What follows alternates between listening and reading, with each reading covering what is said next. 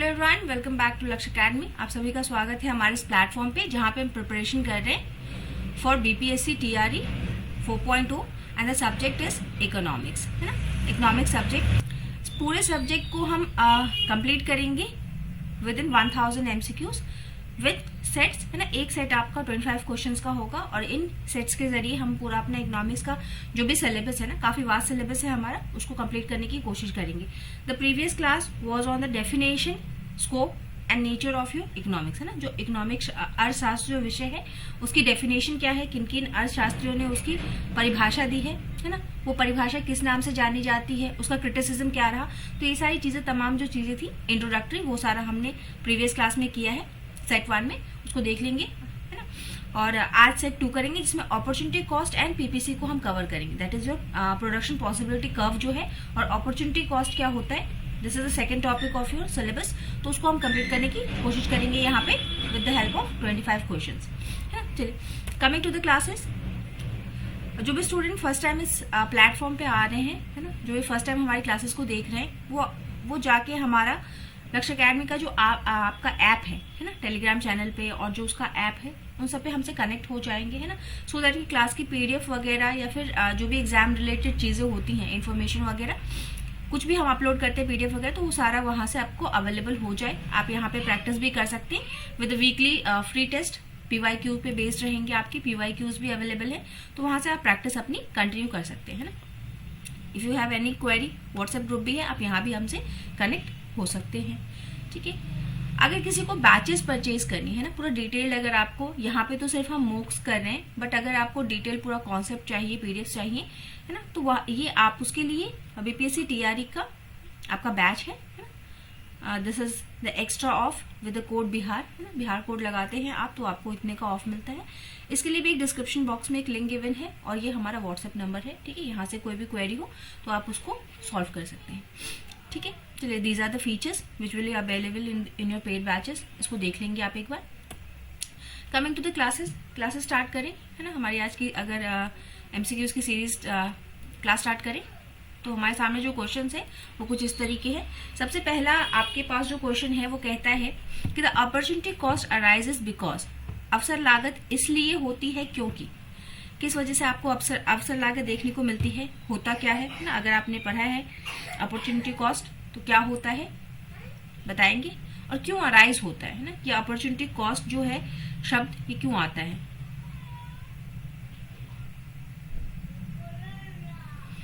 Option है आपके पास, resources are unlimited, क्योंकि हमारे पास संसाधन, जो कल भी हमने देखा कि अर्थशास्त्र को हम पढ़ते क्यों है, क्योंकि हमारे पास रिसोर्सेज जो है वो क्या है, लिमिटेड है, but the human wants and needs are unlimited, है ना। यही एक समस्या है हमारे सामने, जिसकी वजह से अर्थशास्त्र को हम पढ़ते हैं। तो आपको बताना है कि रिसोर्सेज अनलिमिटेड हैं इसलिए, वांट्स आर लिमिटेड इसलिए, resources are scarce and have alternative uses, संसाधन दुर्लभ है और उनके वैकल्पिक उपयोग है, या फिर गवर्नमेंट प्लान्स रिसोर्सेज, या फिर सरकार संसाधनों का नियोजन बनाती है इसलिए। अवसर लागत हमें क्यों देखने को मिलती है।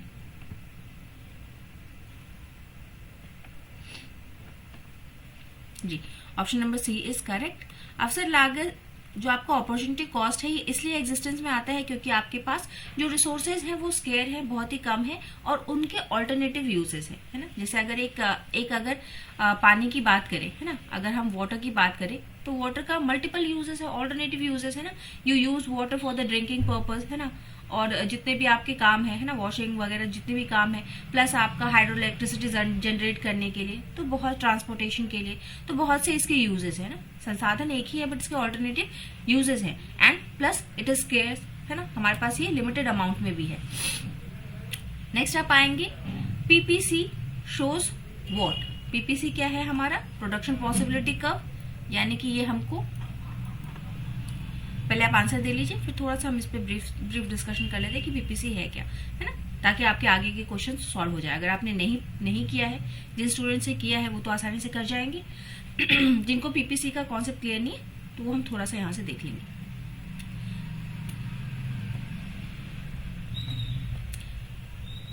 PPC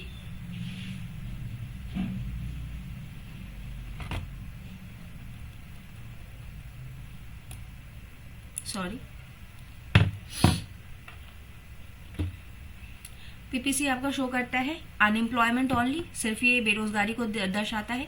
trade off between the two goods, दो चीजों के बीच में ट्रेड ऑफ को दिखाता है आपके। फ्यूचर ग्रोथ ओनली, या फिर मनी सप्लाई को, किस चीज को आपका दर्शाता है, प्रोडक्शन पॉसिबिलिटी कर्व।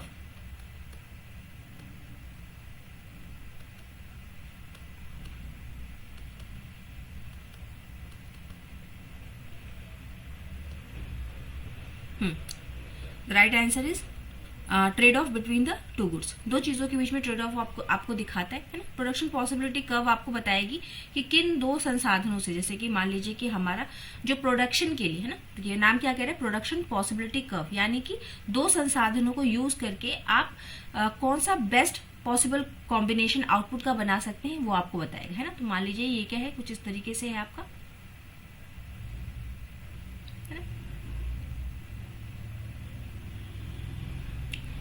और इसी में एक और आपका बनेगा।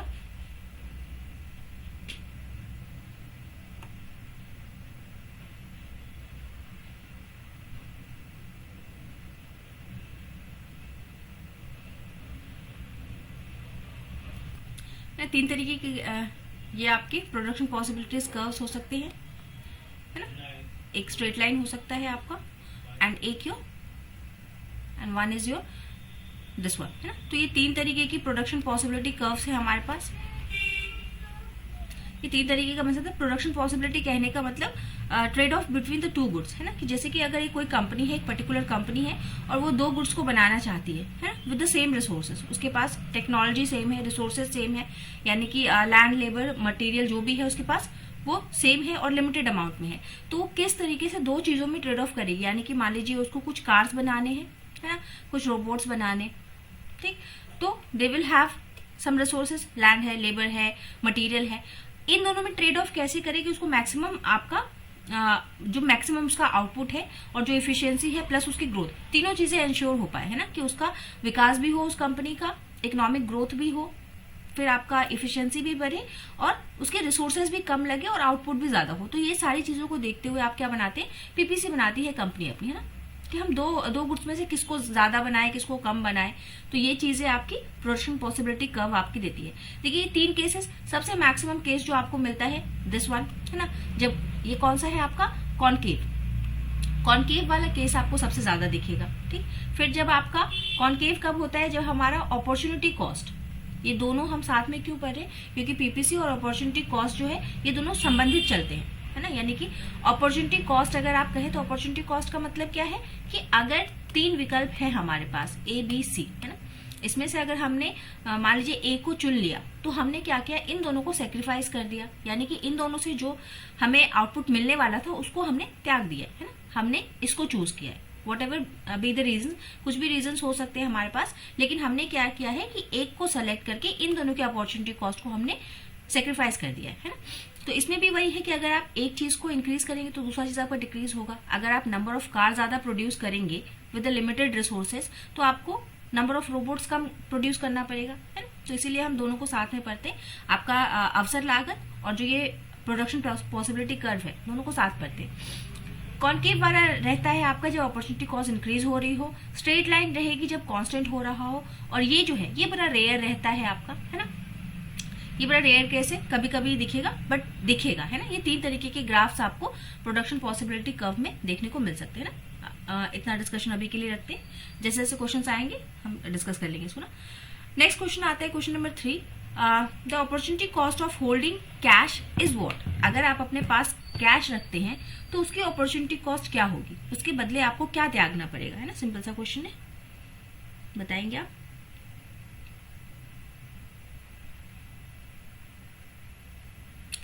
ऑप्शंस आर लिक्विडिटी, है, आप लिक्विडिटी को त्यागेंगे अगर कैश को होल्ड करके रखेंगे तो। दूसरा है आप the interest you could have earned, वह ब्याज जो आप कमा सकते थे उसका त्याग कर रहे हैं।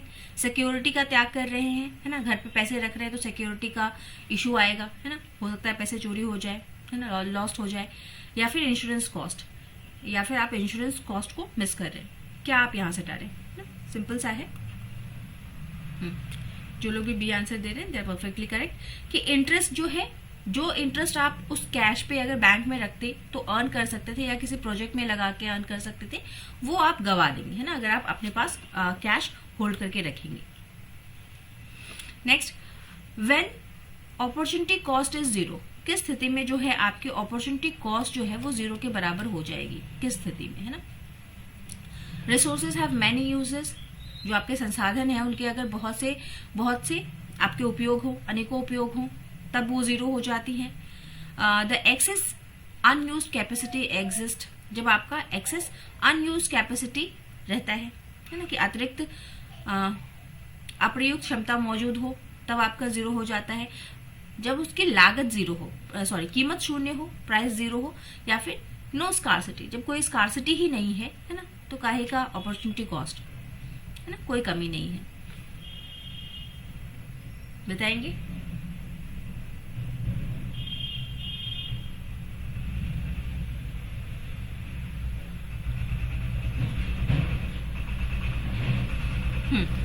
Option number B is correct. अतिरिक्त अप्रयुक्त क्षमता मौजूद हो, है ना, जैसे कि अगर हमारे पास excess of unused capacity exist करती है, यानी कि हमारे पास कोई कमी ही नहीं है ना। आप सेक्रीफाइस कब करते हैं? जब आपकी कमी होती है ना। जैसे मान लीजिए कि आपके पास सिर्फ 100 रुपीज है ना, इस 100 रुपीज में आपको कॉपी भी खरीद लेनी है, पेन भी खरीद लेना है ना, किताबें भी खरीद लेनी है, बैग भी खरीद लेना है।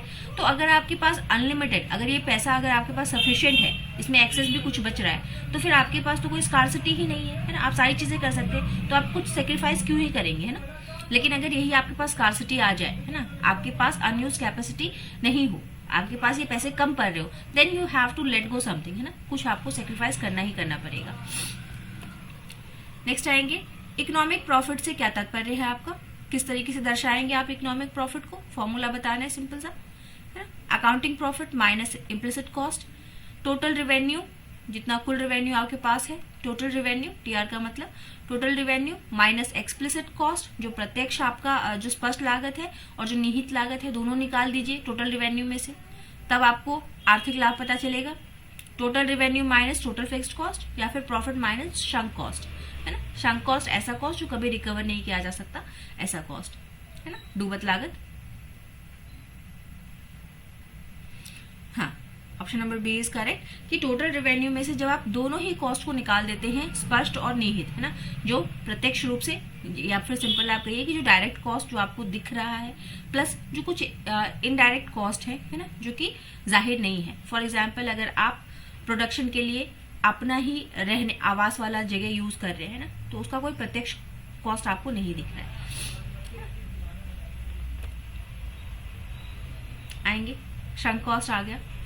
शंक कॉस्ट, डूबी हुई लागत से आपका क्या तात्पर्य है?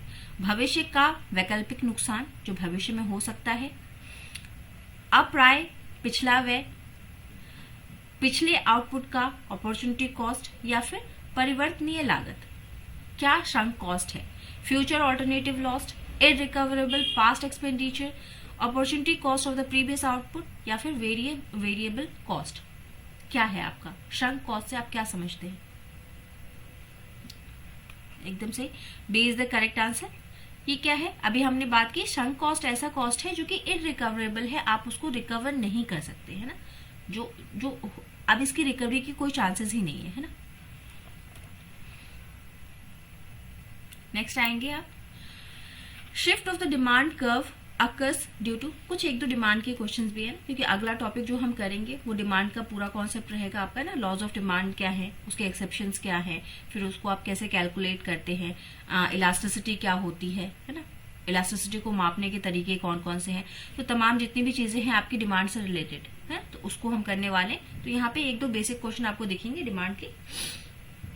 कह रहा है कि शिफ्ट ऑफ डिमांड कर्व, है ना, इसी में फिर आपका आता है shift in the demand curve, फिर movement along the demand curve, है ना, चेंज, शिफ्ट, ये सारी चीजें पढ़ेंगे, दो तरीके की होती है। तो यहाँ से आपके शिफ्ट के बारे में पूछ रहे हैं ना, कि शिफ्ट हो जाए पूरा का पूरा, है ना। तो shift of the demand curve occur due to what?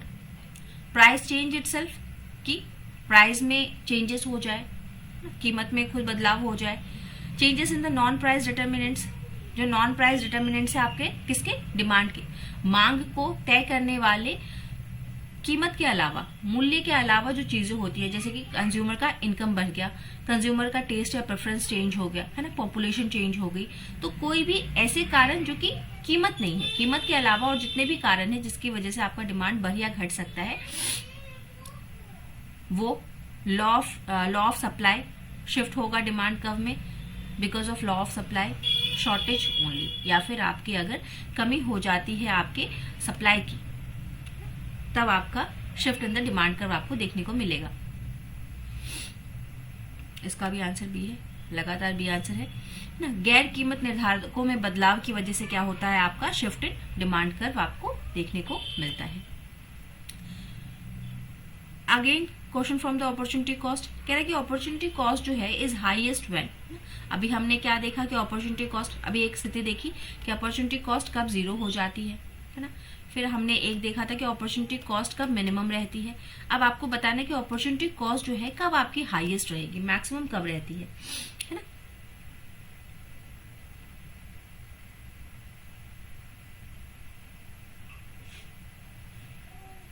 बताएंगे। रिसोर्सेज आर स्पेशलाइज्ड, जब आपके संसाधन विशिष्ट है तब आपका हाईएस्ट रहता है। रिसोर्सेज आर होमोजीनियस, एक समान रिसोर्सेज है तब क्या। नो ऑल्टरनेटिव यूजेस, जब आपके पास ऑल्टरनेटिव यूजेस नहीं है। या फिर अनएम्प्लॉयमेंट एग्जिस्ट, जब आपकी बेरोजगारी रहती है तभी आपका अपॉर्चुनिटी कॉस्ट अस्तित्व में आता है ना। बताएंगे। देखिए, नो ऑल्टरनेटिव यूजेस तो हम कह ही नहीं सकते है ना, कि क्योंकि जब तक आपके पास स्कैरसिटी, कमी, किसी रिसोर्सेज की कमी नहीं है, प्लस उसका आपका स्कैरसिटी नहीं है, ऑल्टरनेटिव यूज नहीं है ना, तब तक क्या है, तब तक अपॉर्चुनिटी कॉस्ट तो आ ही नहीं सकती। यहाँ पे कह रहे हैं नो ऑल्टरनेटिव्स, तो भाई ऑल्टरनेटिव होना बहुत जरूरी है ना, और उसकी कमी भी होनी बहुत जरूरी है रिसोर्सेज की, तभी आपका ओसी आएगा है ना, ओसी तभी आपको मिलेगा, अपॉर्चुनिटी कॉस्ट तभी मिलेगा। तो ये तो हो ही नहीं सकता। हाईएस्ट कब रहेगा, होमोजीनियस रिसोर्सेज है, यानी कि ऑप्शन ए से भी आपको उतना ही बेनिफिट मिल रहा है, उतना ही उसका कॉस्ट पड़ रहा है, और बी का भी सेम वही कंडीशन है। तो दोनों अगर होमोजीनियस हैं तो फिर तो कुछ हमने त्यागा ही नहीं ना, इसको चूज कीजिए, इसको चूज कीजिए, कोई मतलब नहीं पड़ता। तो ये भी नहीं है आपका। जब आपके रिसोर्सेज स्पेशलाइज्ड है तभी आपका क्या है, अपॉर्चुनिटी कॉस्ट दिखेगा आपको, है ना। नेक्स्ट आएंगे क्वेश्चन नंबर 9।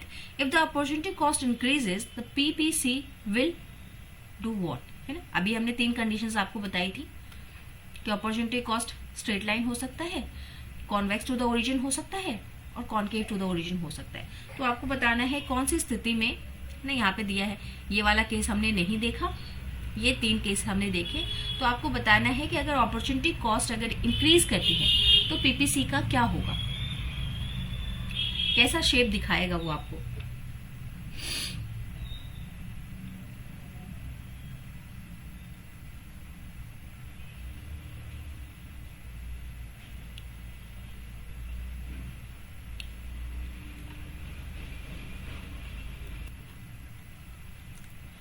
है ना, इसका आंसर क्या है हमारा, कॉन्वेक्स हमको शो करेगा, है ना, जो कि बड़ा रेयर ही केस होगा आपका, है ना। अपॉर्चुनिटी कॉस्ट अगर आपकी इंक्रीज करती है तो कॉन्वेक्स वाला केस आपको दिखेगा, ओसी इंक्रीजेस, ओसी डिक्रीजेस, है ना, और ये ओसी is constant.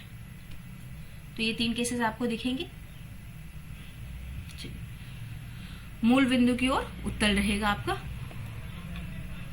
Next question number 10 आएंगे हम। In perfect substitute OC is what, जब हमारे पास जो है जो सब्स्टिट्यूट परफेक्ट है, अभी एक क्वेश्चन हमने इससे पीछे किया है कि जब आपके होमोजेनियस, कांस्टेंट, ये सारी बातें जब हम करते हैं तो उस स्थिति में आपका अपॉर्चुनिटी कॉस्ट किस तरीके से हो सकता है, इंक्रीजिंग तरीके का होगा, फॉलिंग का होगा, कांस्टेंट रहेगा या अनडिफाइंड रहेगा।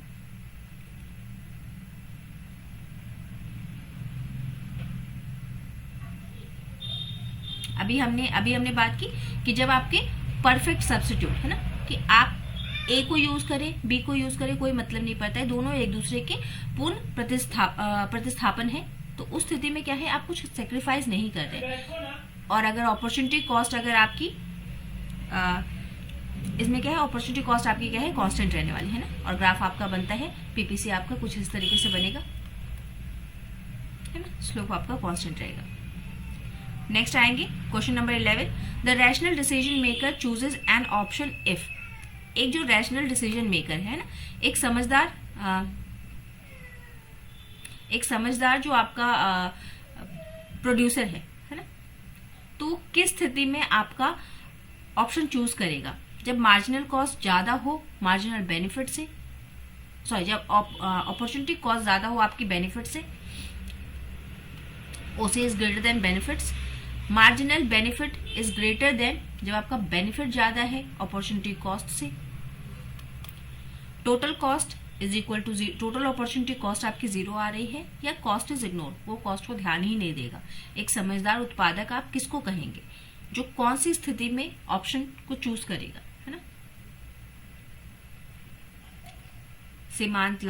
सीमांत अवसर लागत ज्यादा है बेनिफिट से, सीमांत बेनिफिट ज्यादा है लागत से, लागत जीरो है, या फिर उसने टोटल कॉस्ट को इग्नोर ही कर दिया है। सिंपल सी बात है, जब मार्जिनल बेनिफिट आपका जब औसत लागत से ज्यादा होगा तभी आप क्या करेंगे? किसी एक ऑल्टरनेटिव को चूज करेंगे ना। जैसे इसका आपका बेनिफिट ज्यादा आ रहे हैं and benefits are greater than your opportunity cost, तो आप क्या करते हैं? ABC में से ए को सेलेक्ट कर लेंगे, है ना। नेक्स्ट है आपका the point inside the PPC means what. अगर जो आपका PPC कर्व है ना, मान लीजिए कि जैसे कि अगर हमारा इस तरीके का जो एक्चुअल जो हमारा बनता है, हमको ज्यादातर केसेस में यही दिखेगा, है ना, जब हमारा OC जो है क्या कर रहे हैं? डिक्रीज कर रहे हैं। तो इस स्थिति में ये जो एरिया है इसको हम इनसाइड एरिया कहते हैं, है ना, और इसी को या तो आप इनसाइड एरिया बोलिए या इसी को और इसको फिजिबल एरिया बोलिए। यानी कि यहाँ इस एरिया में, है ना, इस वक्र से लेकर के इधर की ओर जितना भी एरिया है, यहाँ पे कहीं भी आपका पॉइंट आए, है ना, जैसे मान लीजिए कि यहाँ पे 2 है, यहाँ पे आपका 1 है, तो इन दोनों को मिला के अगर यहाँ पे पॉइंट आ रहा है आपका, जैसे कि अगर हम मान ले कि हमारा पॉइंट कुछ यहाँ पे आ रहा है ना, तो this point is what? This point is feasible, है ना, हम ये काम कर सकते हैं, ये फिजिबल है हमारे लिए। लेकिन वही अगर कोई पॉइंट आउटसाइड द कर्व चला जाता है, ये आपका जो एरिया है this is outside the feasible area, यहाँ पे आप प्रोडक्शन नहीं कर सकते, आपके पास उतने संसाधन ही नहीं है कि आप यहाँ पे प्रोडक्शन कर सके, है ना। जैसे कि मान लीजिए यहाँ पे 5 यूनिट आ जाए और यहाँ पे 6 यूनिट आ जाए, तो आप ये इस तरीके का प्रोडक्शन आप कर ही नहीं सकते, वो फिजिबल एरिया के बाहर है। तो वही हमसे पूछ रहा है कि बताइए कि इनसाइड PPC जो है, तो वो उस एरिया को आप क्या कहते हैं? अगर पॉइंट जो है आपका इनसाइड PPC आ रहा है तो इसको आप क्या कहेंगे? एफिशिएंट यूज हो रहा है हमारे रिसोर्सेज का, दक्षता पूर्वक कुशलता से हम अपने संसाधनों का उपयोग कर रहे हैं, अंडर यूटिलाइजेशन या फिर यहाँ पे अनएम्प्लॉयमेंट रहेगी, इम्पॉसिबल हम कर ही नहीं सकते इस एरिया में, या फिर मैक्सिमम एफिशिएंसी बहुत ज्यादा हमको दक्षता यहाँ पे अधिकतम दक्षता मिलेगी, है ना। ऑप्शन बी इज करेक्ट कि कम उपयोग हो रहा है संसाधनों का, और कम उपयोग होने की वजह से क्या है आपका? बेरोजगारी यहाँ पे रहेगी, है ना। जैसे मान लीजिए कि हमारे पास ह्यूमन रिसोर्स है, तो ह्यूमन रिसोर्स का अगर फुल यूटिलाइजेशन नहीं हो पा रहा है, यानी कि यहाँ पे मान लीजिए 10 लोग हैं, 10 लोगों का हम अगर अच्छे से यूज नहीं कर पा रहे, तो यहाँ पे क्या है कि 10 में से कुछ लोग बेरोजगार रह जाएंगे, है ना। तो यही शो करता है आपका। अगर इस वक्र पे कभी कहीं भी पॉइंट आता है, ये जो वक्र है आपका, है ना, इस तरीके से जो वक्र बना है, इस पे जितने भी पॉइंट्स आएंगे ये सारे क्या बताएंगे कि आपने बहुत ही दक्षता के साथ अपने रिसोर्सेज को यूज किया है। लैंड, लेबर, मटेरियल जितना भी है उसका इससे बढ़िया इस्तेमाल नहीं हो सकता। नीचे आते हैं तो अंडर यूटिलाइजेशन है, ऊपर जाते हैं तो ओवर यूटिलाइजेशन है, ठीक है। चलिए इसके आगे हम कॉन्सेप्ट को डील नहीं करेंगे, है ना, हमको हाफ एन आवर का ही रखना है, कोशिश करेंगे कि हम हाफ एन आवर में कर दें, आपका भी टाइम वेस्ट ना हो। चलिए नेक्स्ट आएंगे कि outward shift of PPC means, अगर आउटवर्ड शिफ्ट करता है तो उसका क्या मतलब है? Decline in the growth, increase in the productive capacity, lesser resources या फॉल इन द लेबर। क्या मतलब है? अगर हमारा जो वक्र है वो अगर मान लीजिए आउटवर्ड शिफ्ट कर जाता है ना, पहले यहाँ था, ये आपका PPC 1 है, ये PPC 2 है, तो आपको बताना है कि कौन सा वाला आपका आउटवर्ड शिफ्ट क्या दर्शाएगा। एकदम सही, increase in the productive capacity, है ना, ये दर्शाता है कि हमारी जो उत्पादक क्षमता है उसमें वृद्धि हो रही है ना, हमारे पास हमारा ग्रोथ हो रहा है ना, सिंपल समझिए हमारा ग्रोथ हो रहा है यहाँ पे। Question number 14, straight line PPC implies, अभी हमने किया है कि जब आपका स्ट्रेट लाइन का पीपीसी बनता है तो क्या होता है आपका constant opportunity cost, increasing opportunity cost, decreasing या फिर नो ट्रेड ऑफ। तो हमने देखा कि स्ट्रेट लाइन का जब भी होगा यानी कि ओसीएस कांस्टेंट, स्थिर अपॉर्चुनिटी कॉस्ट है हमारी यहाँ पे। नेक्स्ट आप आएंगे question number 15, the movement along PPC is caused by, है ना, कि पीपीसी पे ही अगर, है ना, जैसे कि ये पीपीसी वक्र, ये वक्र है हमारा, ये वक्र है, मान लीजिए इसी पे अगर हमारा जो मूवमेंट है, इसी पे हमारा क्या है, रिसोर्सेज मूव कर रहे हैं ना, ये ऑप्टिमम पॉइंट हो सकता है, ये पॉइंट हो सकता है, ये पॉइंट हो सकता है, यानी कि वक्र पे ही मूव कर रहा है।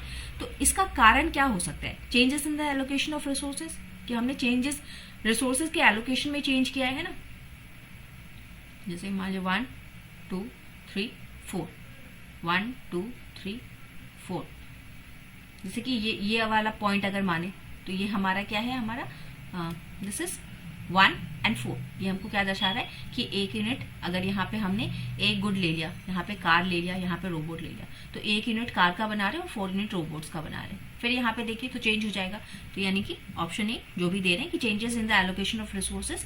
तो मूवमेंट अलोंग द कर्व हमको क्या शो करेगा, एक तो हमको दिखाएगा कि हम अपने संसाधनों का बहुत ही दक्षतापूर्वक, कुशलतापूर्वक इस्तेमाल कर रहे हैं, और दूसरा कि हमको ये क्या दिखा रहा है कि हम चेंज कर रहे हैं, है ना, कम ज्यादा कर रहे हैं। नेक्स्ट आएगा shift of the entire PPC caused by, एक हमने देखा कि इसी वक्र पे मूवमेंट हो रहा है, और शिफ्ट अगर एंटायरली शिफ्ट कर जाए, जैसे एक वक्र यहाँ पे था और अब जो नया वक्र बन रहा है वो कुछ इस तरीके से बन रहा है या कुछ इस तरीके से बन रहा है, तो ये जो एंटायर पीपीसी जो शिफ्ट हुआ है इसका क्या कारण हो सकता है, reallocation along the curve, changes in the technology और रिसोर्सेज, प्राइस चेंज या लॉ ऑफ डिमांड। क्या मतलब है शिफ्ट होने का, टोटल शिफ्ट होने का। रीएलोकेशन तो अलोंग द कर्व भी बोल रहे हैं, तो ये तो हो नहीं सकता।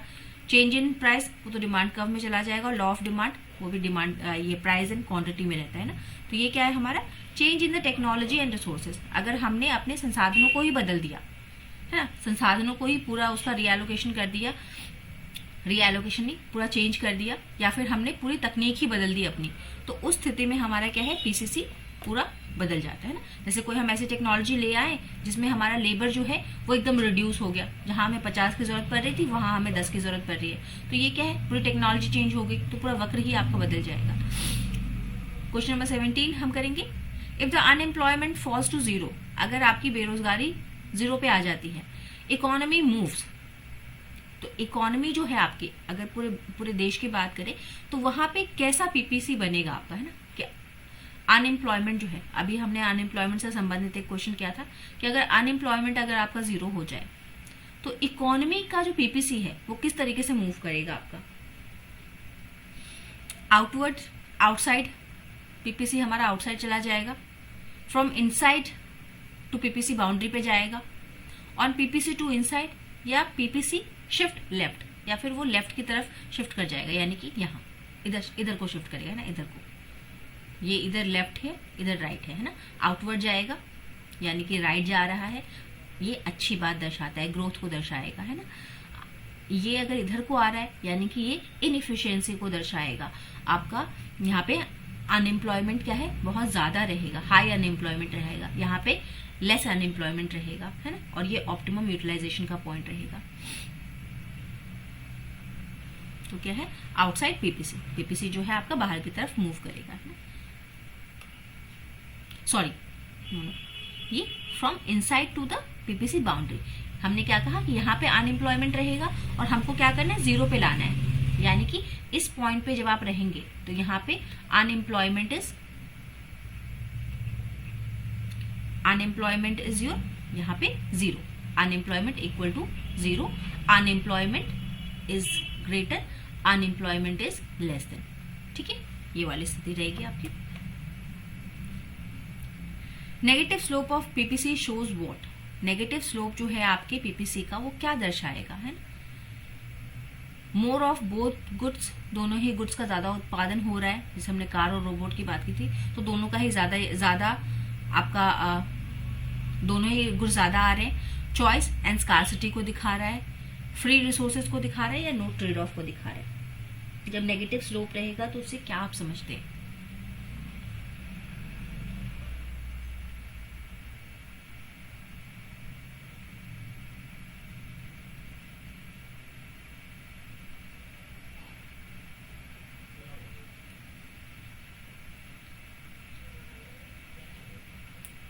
नेगेटिव क्या दिखाएगा आपको? चॉइस एंड स्कार्सिटी को दिखाएगा, है ना। ओसी इंक्रीजेस अलोंग द पीपीसी। ओसी आपका कब इंक्रीज करता है? जब लेबर हमारे पास कांस्टेंट हो, रिसोर्सेज इक्वली एफिशिएंट हो, स्पेशलाइज्ड रिसोर्सेज हो, या फिर फिक्स वेजेस हो। ऐसा ही क्वेश्चन एक हमने आगे किया है ना, कि ओसी आपका कब हाईएस्ट रहता है ना, कब इंक्रीज होता है, कब हाईएस्ट रहता है, कौन सी स्थिति में, है ना। कब बराबर रहता है, कांस्टेंट रहता है, कब ज्यादा होता है, कब कम होता है। एकदम सही। स्पेशलाइज, विशिष्ट संसाधन जब हमारे पास हो, स्पेशलाइज रिसोर्सेज हो, तो उनको खोने का, जैसे कि मान लीजिए कि सोना है ना, प्लैटिनम है, तो ये ऐसे रिसोर्सेज हैं जो कि हाई वेटेज रखते हैं, है ना, कि अगर आपने एक को यूज किया तो आपकी अपॉर्चुनिटी कॉस्ट, जो लॉस्ट अपॉर्चुनिटी जो होगी, जो कॉस्ट होगा उसका, वो बहुत ज्यादा आएगा। तो स्पेशलाइज्ड रिसोर्सेज के केस में ये आपको होगा, है। जैसे रेयर अर्थ मेटल की अभी बात करते हैं हम भारत में, है ना, जो आप ये देख रहे हैं कि अरावली सीरीज है आपकी, उसको उसमें माइनिंग वगैरह की बात की जा रही है ना।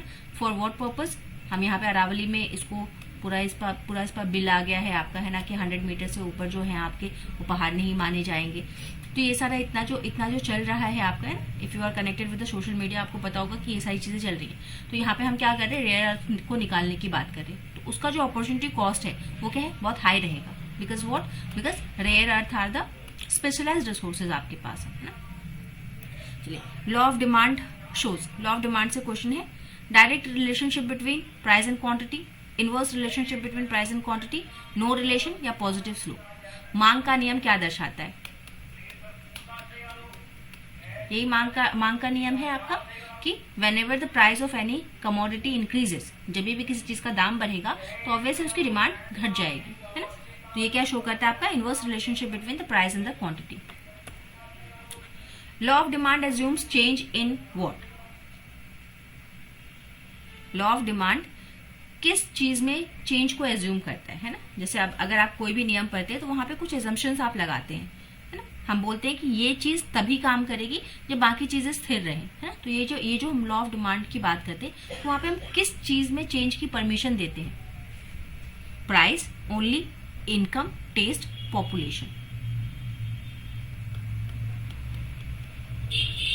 ये है हमारा, इसी को हम क्या कहते हैं? आपका लॉ ऑफ डिमांड कहते हैं। लॉ ऑफ डिमांड हमारा ये दर्शाता है। तो लॉ ऑफ डिमांड में हम क्या कहते हैं? एक शब्द हम यूज करते हैं, सेटेरिस पैरिबस, है ना। तो ये जो आपके जो दो शब्द हैं, इसका क्या तात्पर्य होता है? कि रिमेनिंग और keeping all the things constant, है ना। बाकी सभी चीजों को स्थिर रख के हम किसको चेंज होने की परमिशन देते हैं? आपके यहाँ पे प्राइस को चेंज होने की, है ना। कि whenever there is a change in prices, the change in demand can be seen, है ना। कि हम अगर प्राइस को कम ज्यादा करते हैं तो वहां पे हमारा डिमांड क्या है? वो कम ज्यादा होता हुआ हमको दिखेगा। ठीक, ये शब्द याद रखेंगे। इसका मतलब बाकी चीजों को कांस्टेंट रखते हुए, बाकी चीजों को स्थिर रखते हुए।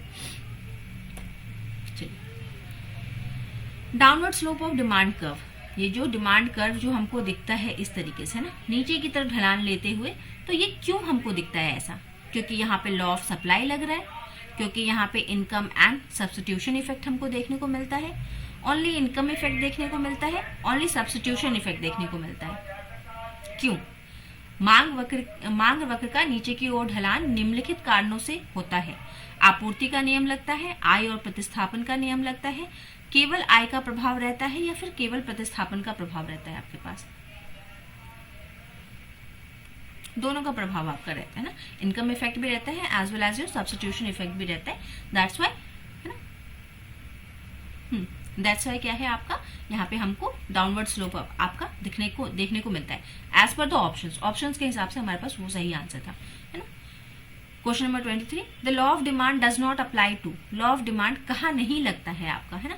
विलासिता की वस्तुओं पे, आवश्यक वस्तुओं पे, गिफन वस्तुओं पे, या सामान वस्तुओं पे, है ना। यानी कि जो लॉ ऑफ डिमांड है उसका उल्लंघन कहाँ आपको देखने को मिलता है? देखिए, लग्जरी गुड्स में भी देखने को मिलता है, बट यहाँ पे अगर हमको सबसे बेस्ट अगर कोई बोले आंसर चूज करने के लिए, हाँ नहीं ये वाला भी सही है, but if you have to choose the best from the options, तो आप क्या चूज करेंगे, गिवन गुड्स। ठीक है, गिवन की जो वस्तुएं हैं वो सरासर उल्लंघन करती हैं आपका लॉ ऑफ डिमांड का। ठीक है, चलिए second last question for the day, question number 24 कहता है a fall in the price increases real income. A fall in the price increases real income, जब भी आपकी कीमत में गिरावट से असली इनकम बढ़ती है, इसका क्या तात्पर्य है, या फिर ये कौन सा इफेक्ट दिखाएगा आपका डिमांड में, सब्स्टिट्यूशन का इफेक्ट दिखाएगा, इनकम का इफेक्ट दिखाएगा, प्राइस का इफेक्ट दिखाएगा या कॉस्ट का।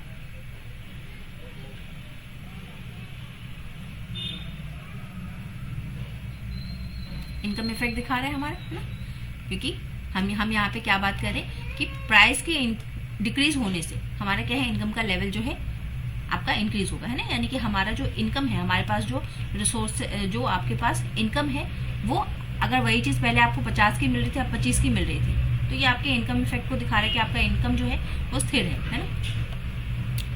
Last question, when price rises the quantity demanded rises, it is what, law of demand, कि जब आपका प्राइस इंक्रीज करेगा तो आपका डिमांड भी इंक्रीज करेगा, है ना।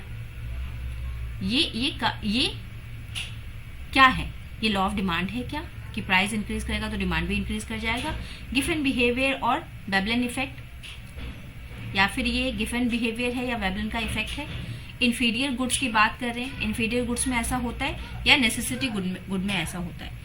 कब आपको ये चीज देखने को मिलेगी कि whenever there is an increase in price the demand also increases.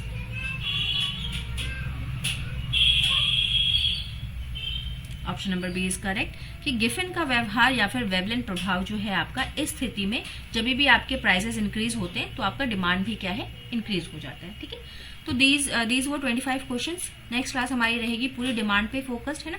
Demand के जितने भी कॉन्सेप्ट आपने आज तक पढ़े हैं, है ना, जो पहले से पढ़ते आ रहे हैं, है ना, जो इकोनॉमिक बैकग्राउंड के हैं, है ना, कॉमर्स एंड इकोनॉमिक्स जिनका बैकग्राउंड रहा है उनको तो पता है, तो वो सारे कॉन्सेप्ट्स आप करके आएंगे, और जिनका नहीं है वो क्या करेंगे, वो आपका कल की क्लास के थ्रू वो भी रिवीजन करेंगे, वो भी जहां से भी नोट इकट्ठा कर सकते हैं करके, है ना, जहां से भी जिस भी सोर्स से प्रिपरेशन करनी है आप वहां से सर्च करेंगे, सारे टॉपिक्स को रिवाइज करेंगे, होता क्या है, कितने टाइप का होता है, शिफ्ट क्या होता है, चेंज क्या होता है, इलास्टिसिटी क्या होती है, किस तरीके से मेजर की जाती है, उल्लंघन क्या है लॉ ऑफ डिमांड का। तो इतनी चीजें एटलीस्ट आप डिमांड में पढ़ेंगे, है ना। अगर डिमांड आया है तो मतलब ये सारी चीजें आपको पढ़नी है वहां पे, तो उसकी हम कल की क्लासेस होंगी हमारी। ठीक है, तो मिलते हैं कल की क्लासेस में। Thank you everyone. डेली शाम 7 बजे आपकी क्लास होती है, मंडे टू सैटरडे। ठीक है, तो प्लीज स्टे ट्यून्ड, है ना, टच में रहे। Thank you everyone, have a nice and wonderful day.